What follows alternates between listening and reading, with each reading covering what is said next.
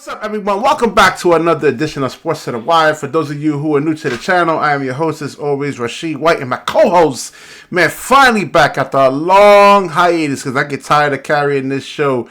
But he's going to probably, I don't know, man. We'll link back up, man, every once in a while. But in the summertime, you best to believe that him and I are going to be busting out shows together. All right, so this is my boy, R.J Barrett, my co-host. What's up, guys? All right, so everybody. All right, so Barrick is on the computer right now. He's looking. We're going to be talking about Julius Randle. We're going to be talking about Obi Toppin and R.J Barrett. Now, there's a lot of rumors out there, stories out there that these three players can actually be traded. And Barrick is actually the Knicks fan over here. And of course, I'm the Brooklyn Nets fan. But so do you think these? What do you think about these trades? Let's start with Obi Toppin. He's a fan favorite. I think there's a lot of talk about his basketball IQ, and there's some skills that he actually has to develop. And if you actually play in a team like the Miami Heat, then his weaknesses are going to actually get exposed somewhat. Yeah, he got exposed in that playoff series. He was basically left to shooting jump shots. He's a pretty good three-point shooter. But, his defense, his basketball IQ, as you mentioned, that was a pretty big problem for him. Now, you look at Toppin. Toppin has, he's a pretty good ceiling. But the Knicks picked up a 4-year option on him. And I think he's going to pay $6.8 million for next season. So it's easy to trade him because I'm not a bad number. But his questions right now is obviously his ability to defend, make smart decisions on the court. But he can definitely shoot the rock from the outside. And he's pretty helpful on the boards. But right now, it's a plethora of questions on him right now.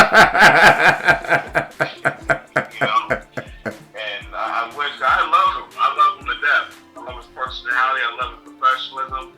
He's definitely right for what we're trying to build in New York. But we need him to be a little bit more involved, especially with his basketball IQ. And he's a good wing. And he runs the ball. He runs the floor well. Yeah. But we just didn't have any production from him in this series. And it's going to be really hard to figure out what can you do to fix him. Well, he has to fix himself. He has to get into that gym. And I've mentioned this in a lot of my other videos I did. Off-season development. All right, so right now the Knicks are out of the playoffs. And a lot of these teams are out of the playoffs. You take a 1-month vacation, you take your ass in that gym, and then watch film, and then work on your damn weaknesses. So, whatever the team actually pretty much, so catching and shooting, if they try to run you up the 3-point line, 1-2 dribble pull-ups, learn how to actually make the correct passes. If they do collapse on a double team, let's say, he can get the shot fake on his defender, and he can drive to the rim, and understanding where his actual teammates are. And so there's a lot of things that Obi actually has to work on. Do you actually concur? Well, where's his low post game? Oh, yeah, footwork, exactly. Footwork, yeah, we could talk about that. He can get switches on to like smaller players. There's a lot, man. I don't know why these guys don't actually work on their games, man. I don't get it. I really don't get it, man. See, here's the problem. When you had him and Randle on the court, and the biggest thing was a lot of Knicks fans was clamoring over getting both of them on the court at the same time. But neither one of them provides spacing. Yeah. And that was another problem. With Randle was streaky. But he has a lot of guts. He was very dependable, probably the most dependable player we had this season. He played all 77 games until the end of the season. He had the ankle problem. But, Randle, when he's hot, hard to defend. But when he's off, the the man loses his mind, he loses his confidence, his attitude really starts to spread out throughout the team. All right, so yeah, you switch gears into Randle. That's exactly where I was going next. All right, so Julius Randle, what can they actually? Is he still a use for the team? I mean, his attitude, like you was just mentioning, that can actually be. I don't know how he is on the court. You know, you played with guys, right? If you miss a layup, then they're like, "Yo, man, what the fuck, man?" They start whining and crying and moaning, and instead of being a leader and say, "Hey, don't worry about it. We'll get the next one." I mean, what do you think about Julius Randle, and should the Knicks try to trade him and see if they can actually upgrade the position, though? I mean, there's still some like off-ball skills he can actually work on instead of him trying to like a skill set and just in general, like especially like in the playoffs against Miami, he was trying to use too much power rather than actually using a lot of skill. You know, so. Well, that's the thing too. There was times he could have passed out with double team. He didn't do it. Yeah. But he tried to get to the free throw line, and I guess that's a good, decent, high percentage mindset. But you should go ahead and look to see what's out there. But the truth of the matter is, can you replace his minutes? Can you replace his durability? Can you replace his points? Yeah. And the answer is no. Then why trade him? Okay. You do have to look at other players out there who can provide better floor spacing. For example, you can look at Devin Vassell. You can look at Tyrese Halliburton. But Knicks probably was going to draft between him and Obi. They decided to go with Obi. I mean, you see Indiana giving up on him, man. I mean, especially after the year he had. That's going to be. Listen, this season alone, let me tell you about Obi. This is going out there. Okay. Obi took 247 3-point shots this year. And for the most of it, he's made 58% of it. But that was off the last season. And he jumped 35% this season. So there's where you know. And then, of course, he went from 52 dunks from having 102 last season. So the dunks kind of backed off. So the jump should have picked up. When I mentioned to you, 3-point shooter was big. But now you have him and Randle together on the floor. They was trying to make it happen, and you can see it's going to happen. So I think right now you have to look at Randle and get him personally fixed. I'm talking about as a professional, as a teammate. Because I tell you something, I was happy that he was defendable. But I wasn't always happy with his shot selection. He was lazy on defense, especially in his Miami series. No one crashed the boys, especially Randle. He's 6'9". Come on, you know what I'm saying? Get up there and hit it. You know, Arstein was not helping. You know, why was Fournier on the bench, the 3-point shooter? You know, he could have come out there at least have a threat of shooting the basketball. He had no spacing in the paint. But, you know, like I said, you got this guy, Devin Vassell. You got Tyrese Halliburton. Or maybe you can see if you can get Tyrese Maxey. I doubt it. No, man, that's their future. I think Daryl Morey would actually be literally hung, you know, by a Philadelphia mob if they actually did that, man. You know, they'll get a noose and hang his ass, man. Yeah, they probably would. They probably would. But we're looking at guys that we know can be a threat on the edge, on the perimeter, and be able to have floor spacing. And I'll tell you something. With Brunson's concerned, I don't want to jump around, but I just want to make the point. Brunson plays better off the ball than being the ball handler and the creator. Okay. You need you need a superstar to help Brunson. Or another point guard. I mean, there was even talks of Darius Garland being traded or something like that, man. So. Yeah. Hey, your boy Mitchell ain't that happy in Cleveland right now.